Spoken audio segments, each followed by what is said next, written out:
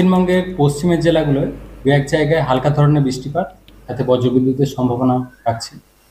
বিশেষ করে পুরুলিয়া, ঝাড়গ্রাম, বাঁকুড়া, পূর্ব পশ্চিম মেদিনীপুর, সেই সাথে পশ্চিম বর্ধমান, বীরভূম, এই সাইডটাতে দু এক জায়গায় সম্ভাবনা থাকছে। অন্যান্য জেলাগুলোয় আংশিক মেঘলা আকাশ থাকারই সম্ভাবনা।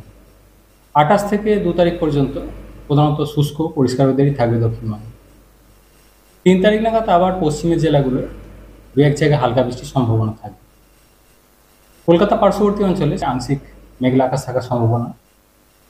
28 থেকে 2 তারিখ কলকাতার জন্য প্রধানত শুষ্ক পরিষ্কার ওয়েদারই থাকবে। 28 তারিখ থেকে কলকাতা পার্শ্ববর্তী অঞ্চলে দিনের তাপমাত্রা মোটামুটি 30 ডিগ্রি কাছাকাছি পৌঁছে যাবে।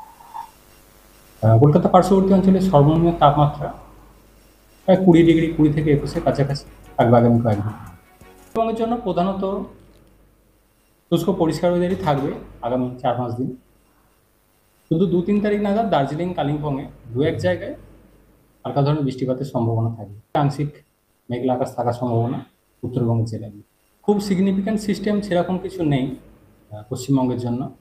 বঙ্গোপসাগর থেকে জলীয় বাষ্পের প্রবেশ কিছুটা বেশি রয়েছে, সেই সাথে উত্তর পশ্চিমের শুষ্ক হাওয়া, এই দুয়ের সংঘাতের ফলে লোকালাইজড দু এক জায়গায় কিছুটা বৃষ্টিপাতের সম্ভাবনা থাকছে। খুব সিগনিফিক্যান্ট যেটা বললাম সেভাবে কিছু নেই, মেনলি হালকা ধরনের বৃষ্টিপাত, দু এক জায়গায় বজ্রবিদ্যুতের সতর্কতা থাকছে পশ্চিমের জেলাগুলিতে। সাথে তাপমাত্রা আজকের দিনটা আংশিক মেঘলা থাকার জন্য কিছুটা কম থাকবে, মোটামুটি প্রায় 29 ডিগ্রির কাছাকাছি।